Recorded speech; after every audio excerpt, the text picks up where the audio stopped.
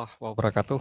Alhamdulillah, mari kita panjatkan puji dan syukur kita atas nikmat dan karunia Allah yang begitu berkelimpahan.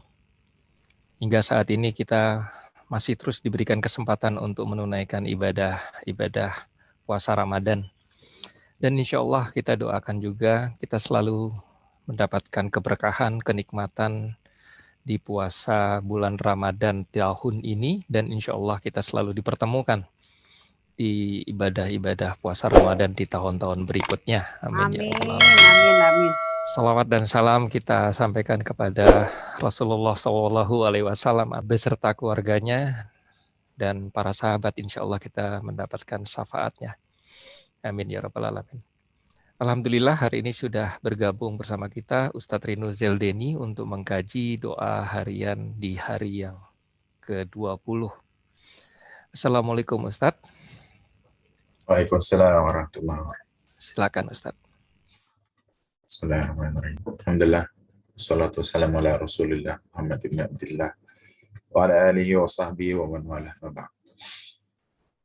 Akhwati wa akhwati fillah, ahyikum bi tahiyatil Islam, tahiyatun thayyibatun barakatan min indillah. Assalamualaikum warahmatullahi wabarakatuh. Hadirin yang berbahagia, Allah Subhanahu wa taala memiliki 99 Asmaul Husna, nama-nama yang baik. Di antara 99 Asmaul Husna itu ada 2 yang senantiasa kita ulang-ulang dan sering kita ucapkan. Pertama di permulaan surah Al-Fatihah, Bismillahirrahmanirrahim. Ada Ar-Rahman dan Ar-Rahim. Bahkan kemudian salah satu di antara kata Ar-Rahman dan Ar-Rahim, Asmaul Husna itu menjadi salah satu dari nama surah di dalam Al-Quran. Surat Ar-Rahman, Surat Ar-Rahman. Dan saya yakin para sahabat semuanya sudah sering mendengar Surat Ar-Rahman. Surat Ar-Rahman dimulai dengan ayat Ar-Rahman yang Maha Pengasih. Ar-Rahman ini kasih sayang yang kemudian Allah berikan umuman, secara umum kepada seluruh makhluk di muka bumi, imma mu'minan wa imma kafiran, baik dia seorang mukmin atau orang kafir. Itu Ar-Rahman. Adapun Ar-Rahim adalah kasih sayang yang kemudian Allah berikan hanya khusus kepada orang-orang yang beriman kepadanya, yakni orang-orang mukmin. Ar-Rahman, Ar-Rahim. Ar-Rahman umum, Ar-Rahim khusus bagi orang-orang mukmin saja. Kemudian setelah Allah menyebut asma'nya, namanya di surat Ar-Rahman, apa bentuk kasih sayang Allah Subhanahu wa taala kepada hamba-hambanya, kepada makhluknya? Allamal Quran. Ar-Rahman Allama Al-Quran, yang telah mengajarkan kepada manusia Al-Quran.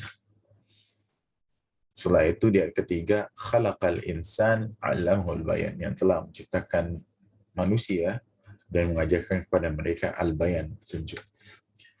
Para mufassir yang disebutkan oleh Syekh Ali, Dr. Ali As-Sabuni di dalam Safwatut Tafasir, kitab tafsir karangan beliau, menyampaikan bahwa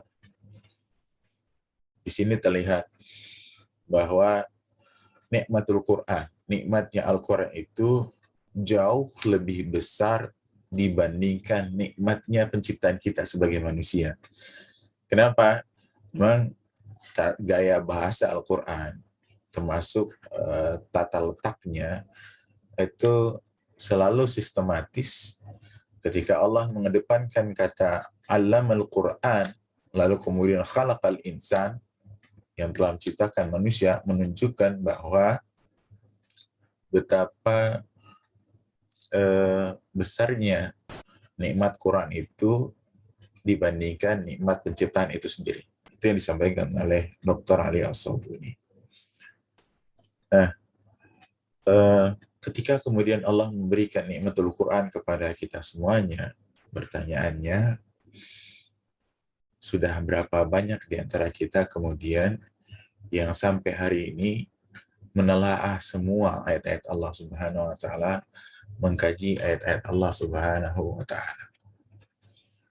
Lalu ketika kita membaca, mengkaji ayat Allah, sudahkah kemudian upaya kita menelaah dan mengkaji ayat Allah Subhanahu wa taala itu membuahkan hasil dengan bertambahnya rasa takut kita kepada Allah Subhanahu wa taala.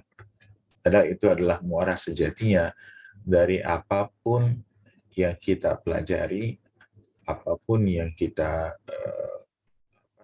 baca, kita iqra. Sebagaimana kemudian di awal mula turunnya Al-Quranul Karim, Allah memerintahkan kepada kita, kaum muslimin, yang mulanya disampaikan wahyu ini kepada Rasulullah SAW, untuk iqra, untuk membaca. Iqra. Kata iqra ini tidak dibarengi dengan maf'ulun bih, dengan objek. Ayat ini dari sisi tata bahasanya mengalami kekurangan maf'ulun bih. Ya. Di situ hanya ada fi'il dan fa'il. Kalau dalam bahasa Arab, susunan kata yang terbaik itu dimulai dengan kata kerja, bukan dimulai dengan subjek. Jadi iqra maksudnya bacalah. Siapa yang baca? Kamu. Iqra anta. Ya. Tapi di sini domirnya mustatir, tidak ditampakkan. Tapi maksudnya iqra anta, bacalah kamu. Tapi kemudian maf'ul bihnya itu, objek yang mau dibaca itu tidak ada. Coba aja cari. Surat Al-Alaq. Iqra bismi rabbikal ladzi khalaq. Bacalah dengan nama Rabb yang telah menciptakanmu. Tidak ada kata maf'ulun bihnya, tidak ada objeknya di situ. Tapi yang ada kemudian hanya bismi rabbika, dengan nama Tuhanmu. Maknanya apa? Ketika kita membaca, maka tidak dibatasi objek yang dibaca. Objek yang dibaca tidak dibatasi. Silahkan baca apapun. Baca buku, baca Quran, membaca alam raya ini, membaca semua yang bergerak, semua yang kemudian Allah jadikan di muka bumi ini, yang Allah tundukkan bagi manusia, baca itu semua. Kita bisa baca, kita bisa belajar dari mereka semua. Tapi kemudian ingat, ketika kita membaca, maka muara dari bacaan kita adalah Bismi Rabbika, dengan nama Rabbmu, dengan nama Tuhanmu. Hadirkan ketika kita mulai membaca Bismi Rabbika, dengan nama Tuhanmu. Ketika kita mulai membaca, ya, hadirkan keagungan dan kebesaran Allah Subhanahu wa taala. Hadirkan betapa lemahnya kita di hadapan Allah Azza wa Jalla. Jangan sombong dengan ilmu yang kita pelajari. Nggak ada artinya apa-apa dibandingkan dengan betapa besar, betapa luasnya, betapa hebatnya Allah Subhanahu wa taala. Makanya orang tua dulu selalu memperingatkan kita, ketika kita berilmu, jangan merasa sombong, jangan merasa jumawa. Kenapa? Karena di atas yang berilmu ada yang jauh lebih berilmu. Begitu kata orang tua dulu. Padahal kemudian ketika kita coba membuka ayat Allah Subhanahu wa taala, maka kita akan temukan kalimat itu di dalam sebuah firman, wa fawqa kulli dzi ilmin alim. Dan di atas orang yang berilmu ada dia yang jauh lebih berilmu, yakni Allah Subhanahu wa taala. Berarti fillah rahmatullah, ada satu kisah tentang seorang mahasiswa yang kuliahnya di kampus ternama di kawasan Depok, Universitas Indonesia. Dia ngambil kuliah jurusan analis kimia, S1-nya. Menjelang dia wisuda S1-nya, dia sempat mengajukan kuliah S2 di Jepang, mengambil konsentrasi yang serupa dengan S1-nya. Setelah itu wisuda, dia menikah. Setelah wisuda, nah baru beberapa hari menikah, datang kabar gembira, apply kuliah masternya di Jepang diterima.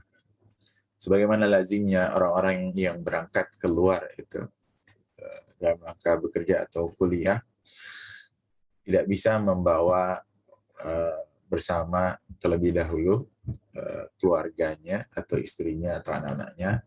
Jadi dia harus datang terlebih dahulu, lalu kemudian di sana baru dia bisa terbitkan calling visa untuk keluarganya di Indonesia. So, laki-laki ini berangkat terlebih dahulu ke Jepang. Nah, karena pengantin baru, istrinya sangat rindu dengan suaminya. Ya, berhari-hari tinggalkan, kemudian berubah menjadi pekan. Akhirnya, di dalam kerinduannya itu, istrinya membuat surat yang menyatakan kerinduannya kepada suaminya. Dia pilih perangko terbaik, dia pilih amplop terbaik, dia pilih kertas terbaik, penuh dengan warna-warni yang menunjukkan betapa besarnya rasa cinta dia kepada suaminya. Tulislah surat cinta itu, ya, menunjukkan rasa kangennya, lalu dikirim pada suaminya yang ada di Jepang.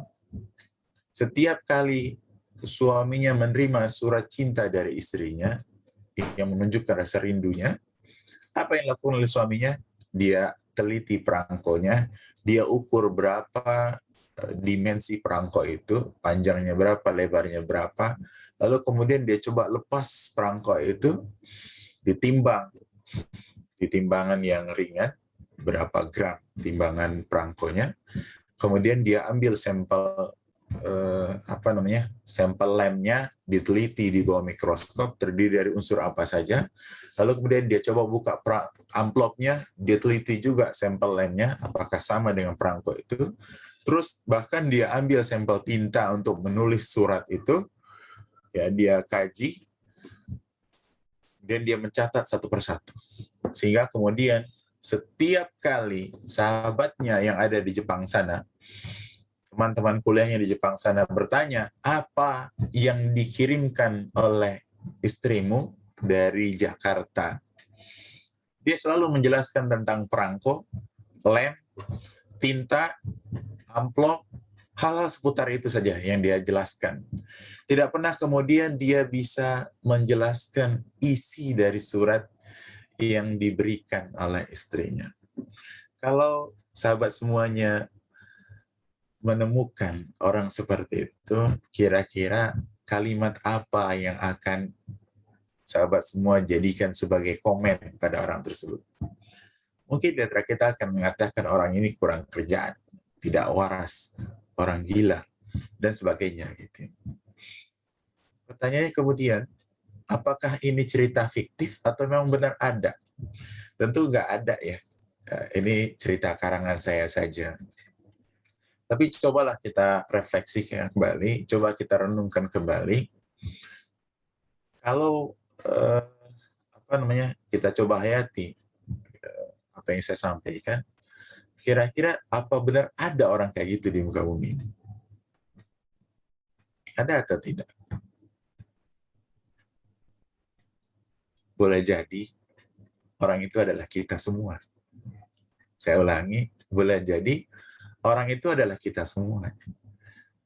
Ketika kita membaca alam raya ini, membaca firman Allah yang tersirat di alam raya ini, dalam bentuk sains, informasi apapun yang ada di alam raya ini, kita terlalu sibuk dengan perangko, terlalu sibuk dengan lem, terlalu sibuk dengan tinta, terlalu sibuk dengan amplop, kertas, dan semacamnya.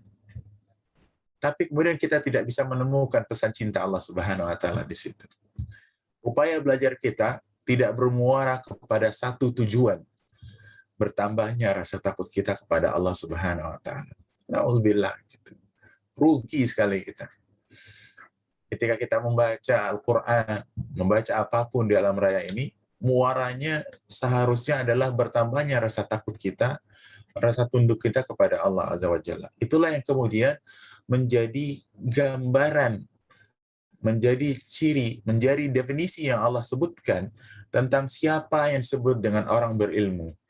Apa kata Allah di dalam ayatnya? Innama yakhshallaha min ibadihil ulama. Sesungguhnya mereka yang takut kepada Allah itulah yang kemudian dikatakan sebagai ulama, orang yang berilmu.